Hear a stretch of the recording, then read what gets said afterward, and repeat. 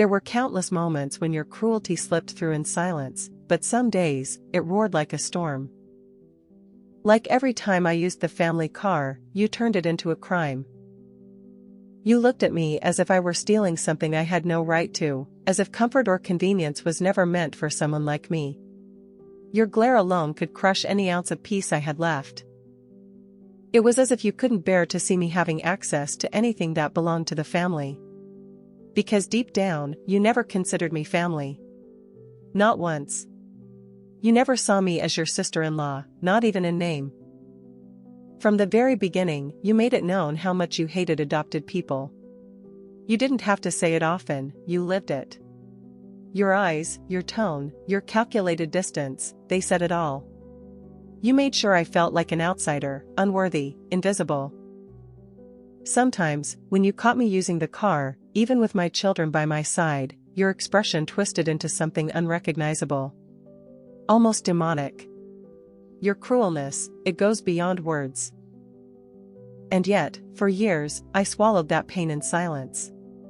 I endured it all, trying to protect the dignity you were so determined to strip away from me. In those moments, I wanted to disappear. But I stayed. I endured. Because somehow, I believed I had to. Because I thought acceptance meant tolerating pain.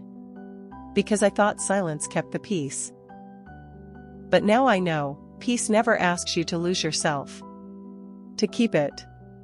And true belonging never makes you feel less than human.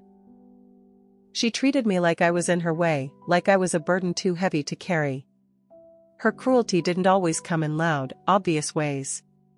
Sometimes, it was quieter, more calculated. She kept count of the food I ate. Monitored the electricity I used as if my comfort was a luxury I didn't deserve. Even when I used the air conditioner in my own room, she would murmur and grumble, not to me, but to my adoptive sister. As if I had no right to breathe in cool air like the rest of them.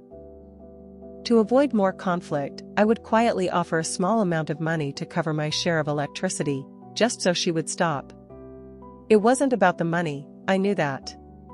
It was about control, about making sure I always knew my place.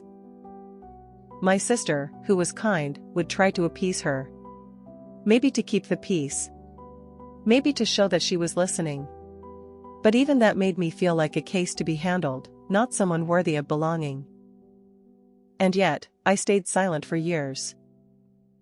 Because sometimes, survival meant swallowing the pain quietly, just to keep a roof over my head, and to protect the ones I still loved inside that house.